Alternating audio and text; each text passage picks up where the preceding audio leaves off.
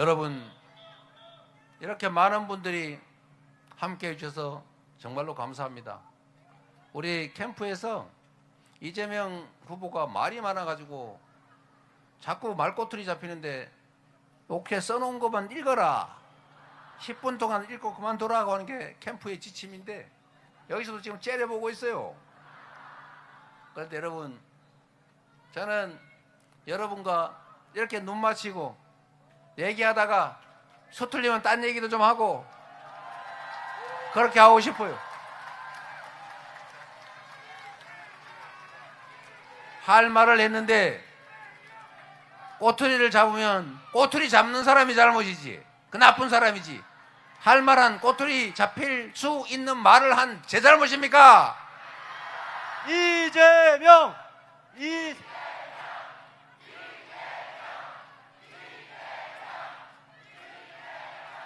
제가 여기 자영업 하시는 분들 많은데 대한민국 자영업자가 얼마나 어렵습니까? 이 자영업자들한테 세상에 다른 나라는 IMF 극복할 때 그 비용을 다 정부가 빚내가면서 정부 빚으로 국가 부채로 다 책임지고 다 지원을 해줬잖아요.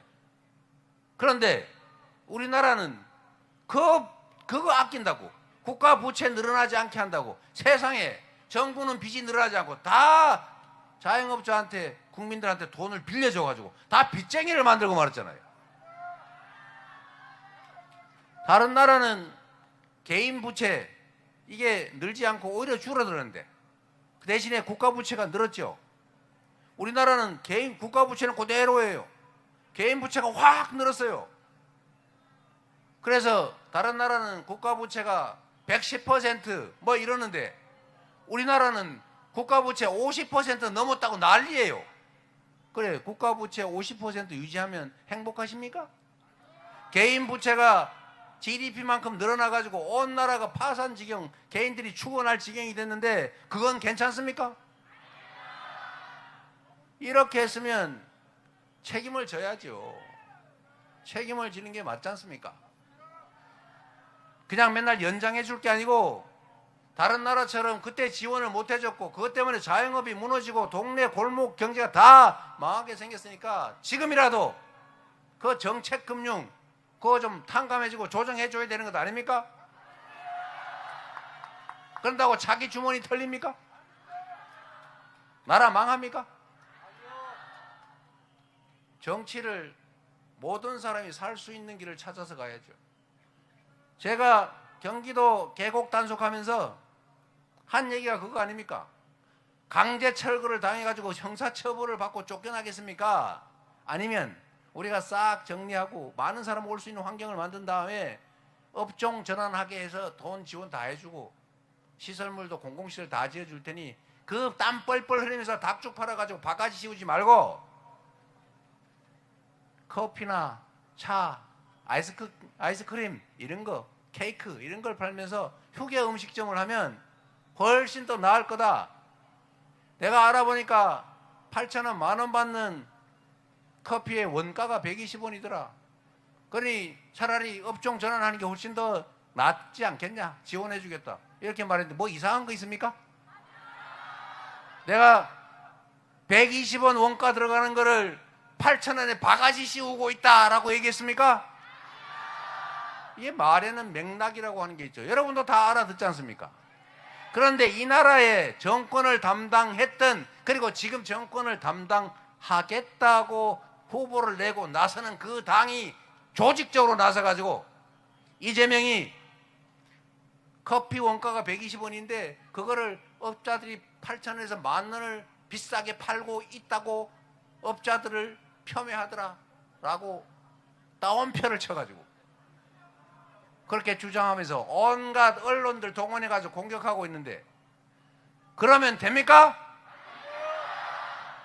정치란 대화와 타협이고 상호 인정하고 공존하는 것인데 상대와 대화를 해야, 인정을 해야 정치적 타협이 가능하잖아요. 그런데 우리가 친구끼리, 부부끼리 대화를 할 때도 상대가 한 말을 왜곡해가지고 너 이렇게 말했지? 라고 하면 그게 대화입니까? 싸우는 거지? 시비 거는 거지?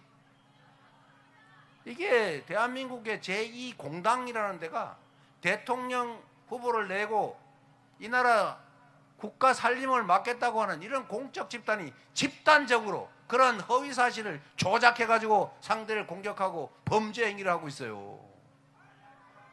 이런 사람들이 제대로 정치를 할 수 있겠습니까, 여러분? 제가 그때 한 말을 영상으로 들어보세요. 정확하게. 업종 전환해서 가는 게 훨씬 더 낫다. 이게 자영업자 폄훼한 겁니까? 원가 120원 그 국가 통계에 나온 거 제가 기억해서 한 말이에요. 거기에 인건비, 사무실 관리비, 유지비 다 넣으면 전체 원가는 올라가겠지. 그러나 제가 틀린 말을 한 게 아니다 그 말입니다. 그래서 여러분, 이런 점들에 대해서 여러분들이 책임을 물어줘야 됩니다. 이게 언론들 중에 일부가 자기들이 정보 전달하는 역할을 하고 있다는 이유로 원래는 진실을, 사실을 제대로 전파하고 제대로 된 옳은 말을 해야 되는 게 언론의 본연의 역할인데, 가짜 정보로 조작을 해가지고 왜곡을 해가지고 특정 정치인 또는 특정 집단을 공격하고 특정 정치 집단하고 이렇게 뭉쳐가지고 이 국민의 주권 의사를 왜곡하는 이런 거 잘못된 거 아닙니까? 언론을 입법, 행정, 사법에 의한 제4부라고 존중하고 인정하고 보호하지 않습니까? 그거는 진실을 전달하고 진리를 말하기 때문에 그게 민주주의 국가의 민주주의 의사 표시에 도움이 되기 때문에 보호하는 거예요. 그런데 그 보호, 그 특권을 이용해 가지고 가짜 뉴스나 퍼뜨리고 그 부정한 정치 집단의 거짓말에 같이 동조해 가지고 특정 정치인을 공격하고 이러면 그게 보호할 가치가 있는 언론입니까, 여러분? 내가 분명히 얘기했어요. 일부 언론이라고. 일부. 극히 일부. 여러분, 그래서 여러분이 직접 하셔야 돼요. 광주 5.18 민주화 운동 당시에 저도 그들이 폭도들인 줄 알았다니까요. 제가 상대원 오리엔트 공장에서 일하던 때인데 그때 다 들으니까 폭도들이더라고요. 그런데 실제로는 어땠습니까? 국가의 폭력에 억울하게 희생된 그들이었잖아요. 그런데 그때 몰랐어요. 전부 다. 방송, 신문이 전부 다 광주 시민들이 폭도다. 경찰서 무기 탈취해가지고 군인과 경찰한테 총질해가지고 군인, 경찰이 죽고 있다. 이런 식으로 거짓말 했잖아요. 그래서 온 국민이 속았잖아요.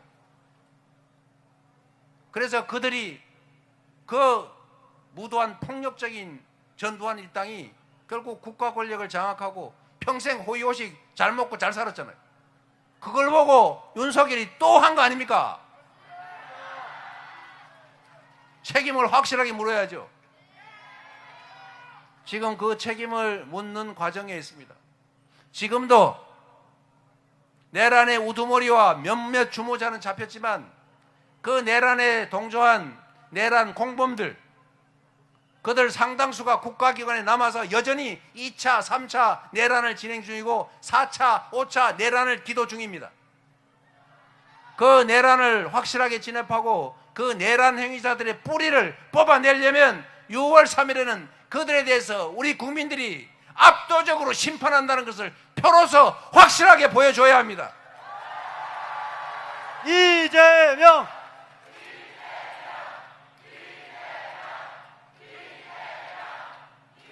여러분,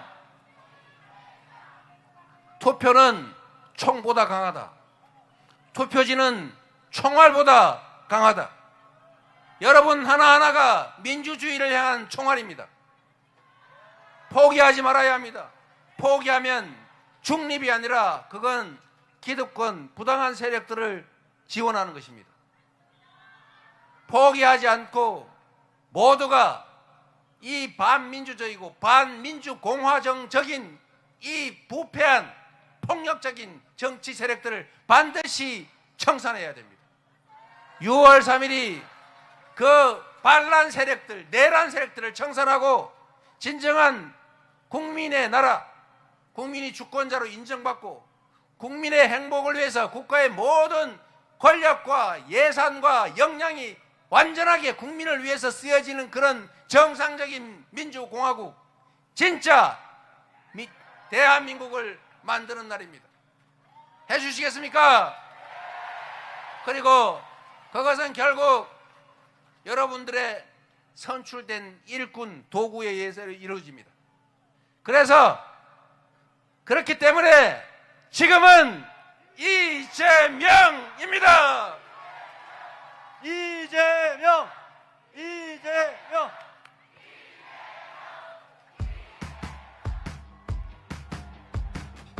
잘 들으셨죠? 우리 평화의 중심 수도권의 관문 김포에서부터 시작합니다. 김포에서 이기면 이재명이 이깁니다. 이재명이 이기면 진짜 대한민국이 시작됩니다. 함께 외쳐봅시다. 이재명!